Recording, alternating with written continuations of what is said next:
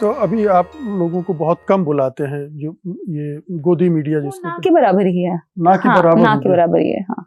इतना आतंकित हो गए आप लोगों से। हो तो गए हैं, लग तो वैसा ही रहा है, क्योंकि कई बार ऐसा हुआ भी है कि बुलाते हैं लेकिन क्या कहते हैं, रेयर ऑफ द रेयरेस्ट है उस इशू पे जिस इशू पे बीजेपी को उस तरह से खतरा महसूस नहीं होगा या उनको बहुत ज्यादा हमारी जरूरत है तब बुलाते हैं, अदरवाइज वो पूरी तरह से साइडलाइन ही करते हैं, ये तो दिख रहा है। एक एपिसोड आपका संगीत रागी के साथ भी हुआ था।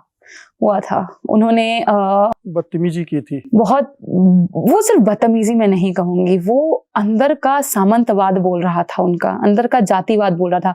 बिहार, यूपी, कहीं भी चले जाइए, अगर दलित पिछड़ी महिलाओं को हकारत की नजर से देखना हो, उनको नीचा दिखाना हो, तो सीधे उन महिलाओं के 2 कौड़ी की औरत है, ये 2 कौड़ी का आदमी है।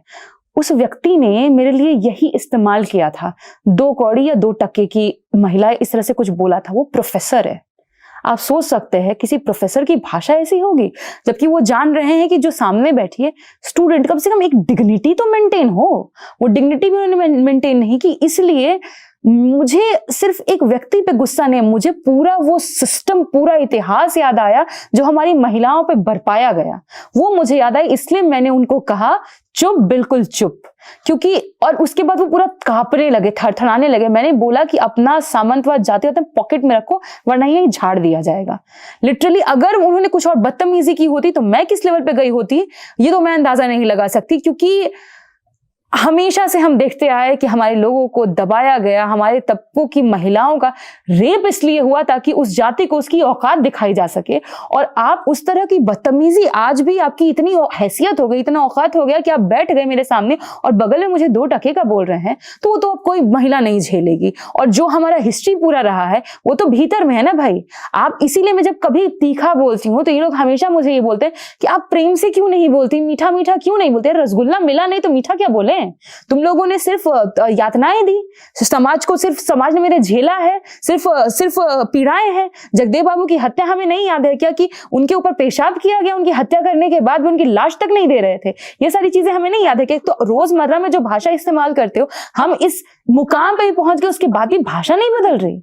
ये प्रोफेसर कैसे बने, इनका तो संदीप जी ने बड़ा बढ़िया निकाल ही दिया था, इनका पूरा हिस्ट्री बायोडेटा। ऐसे प्रोफेसर भरे हुए हैं पूरा। अभी एक और प्रोफेसर का है ना आंकड़ा, अभी मुझे याद है टीएमसी सांसद महुआ जी ने डाला था कि सरस्वती कॉलेज या डीयू का ही कोई कॉलेज है, जिस कॉलेज के प्रोफेसर वहां पैसे बांटते पकड़े गए बंगाल चुनाव में। ऐसे कई, पूरे दिल्ली विश्वविद्यालय हो, जेएनयू हो या फिर कोई भी यूनिवर्सिटी, आज जिस यूनिवर्सिटी में कहीं भी बहाली हो रही है तो बहाली तभी हो रही है जब उसका कोई आरएसएस कनेक्शन हो। ये रियलिटी है, ये सभी जानते हैं।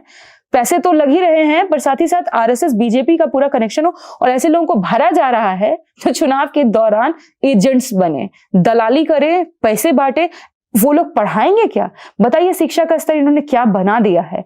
एक यूनिवर्सिटी जिसका इतना नाम होता है, उसके कॉलेज के प्रोफेसर अगर पैसे बांटते हुए पकड़े जा रहे हैं तो इससे ज्यादा शर्म की बात और क्या होगी। तो संगीत रागी का वहां बैठना और ये कहना, हमारा बेसिकली हमारे ऊपर से कटाक्ष करना, अब वो बर्दाश्त के बाहर है।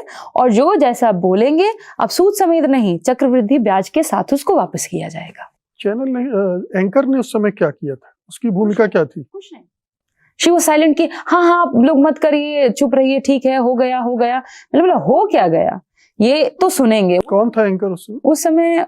शायद रोमाना जी का शो था या चित्रा जी का, मुझे याद नहीं है, दोनों में से ही किसी का था।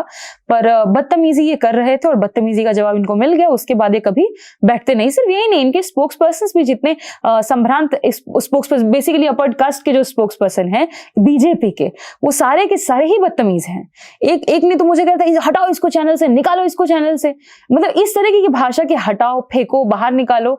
मतलब आप बगल में बैठने देखने से बहुत तकलीफ होती होगी ना, तब तो ये भाषा आपकी निकलती है। तो ये सबके सब एक ही थाली के चट्टे बट्टे हैं। इनके विश्लेषक भी वैसे ही आते हैं। बहुत रेयर ही विश्लेषक हमें देखने को मिलते हैं जो ईमानदार हो, जो निष्पक्ष हो और जो सच को सच कहना जानते हो। जैसे अभी 1 ही 2 तो मुझे दिखता है, आशुतोष जी हो गए, हरियाणा से भी एक हैं, वो भी बहुत अच्छा कर रहे हैं।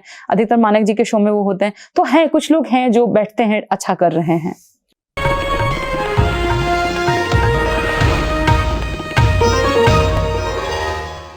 Copyright disclaimer under Section 107 of the Copyright Act 1976. Allowance is made for fair use for purposes such as criticism, comment, news reporting, scholarship, and research. Fair use is a use permitted by copyright statute that might otherwise be infringing.